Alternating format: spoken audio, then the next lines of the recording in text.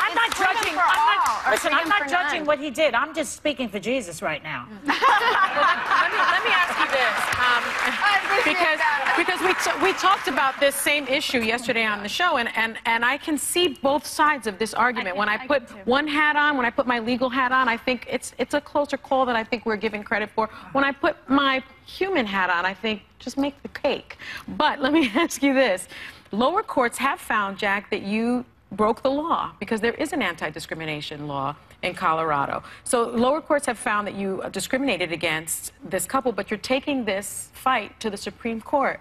Why not just make the cake? Two things. The Supreme Court is willing to hear it. That tells you something, that there's more to it than I discriminated against a couple.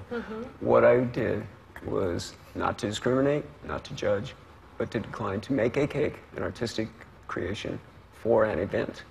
These two gentlemen are welcome in my store today.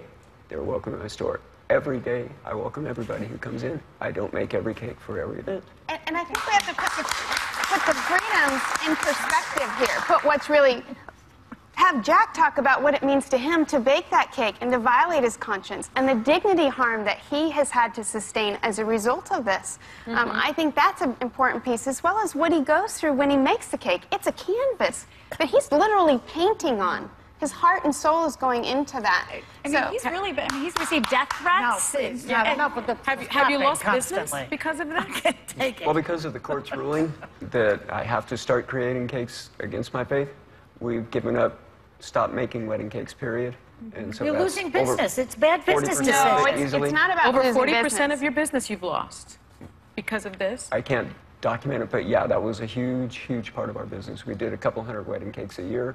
$500 average. It's a lot of money for a mom-and-pop shop. Yeah, it is. Right. That's too bad. And we got to keep in mind that the other cases that are going on right now, there are people facing jail time for these kinds of things. Literally, we have cases. We have a floristry case will be before the Supreme Court in just 2 weeks, asking the court to hear it. She's going to lose everything she owns at 72 years old for serving a customer for 9 years. And referring him for a custom wedding, same-sex wedding designs. She'll lose everything she has. Well, there's a large issue here. I mean, some people are saying you could set back the law.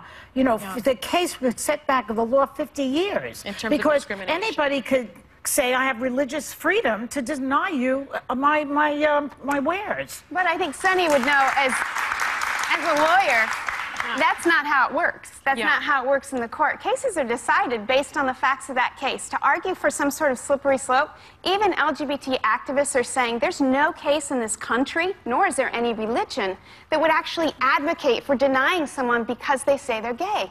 All of these cases are about the right of expression, the right of the artist to create. And if the state can crush Jack, it can crush every single one of us. It certainly is a close call, but let me tell you, we reached out to the couples, the gay couples' attorneys. They declined to comment at this time, but on the day that the Supreme Court announced it would be taking up this case, they said the law is squarely on David and Charlie's side because when businesses are open to the public, they're supposed to be open to everyone. While the right to one's religious beliefs is fundamental, a license to discriminate is not. What's your response? My response is what I said earlier. First of all, the belief that marriage is between a man and a woman cuts across all of the major religions, all cultures, all civilizations. That's evolved in a lot of those religions because no, it actually hasn't. My brother's gay, and in our church, it's fine for him to get married. And you know what? I was raised in the church, so it's a lot. There are a lot of God-fearing Christian gays that are accepted and loved, and they are choosing to love someone else. And so I do think the Bible has not changed because it was written thousands of years ago and translated 60-some times. So what we're reading, even if you study the Bible, is interesting enough. But faith has changed, and it has evolved to accept people. But is he allowed to have his faith?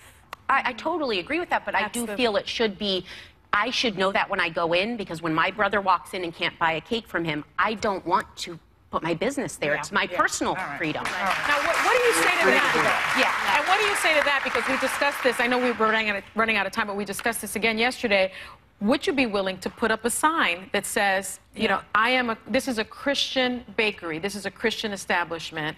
I will not make cakes You won't get any for Jews buying ABCD. cakes either, or Muslims, if you Yeah. do Well, I have that. friends that are Jews and Muslims, Yeah. and so But I mean, you I'm might be willing to putting do off that. other religions by I don't doing think a that. Jewish person would I not don't buy a think the cake court because would he's allow No, but if he said this is a Christian store, This is that could put Christian- people off. But he could list bakery. adult parties, Halloween, gay marriages, and just let everyone know these are the things I do. But I think right. the key is, first of all, Colorado law would prevent that because many of All these right. laws have publication bans. But second, the Supreme Court and even President Obama has recognized Jack's beliefs are in the mainstream. Millions of people of good faith believe this, and we need to be a tolerant society.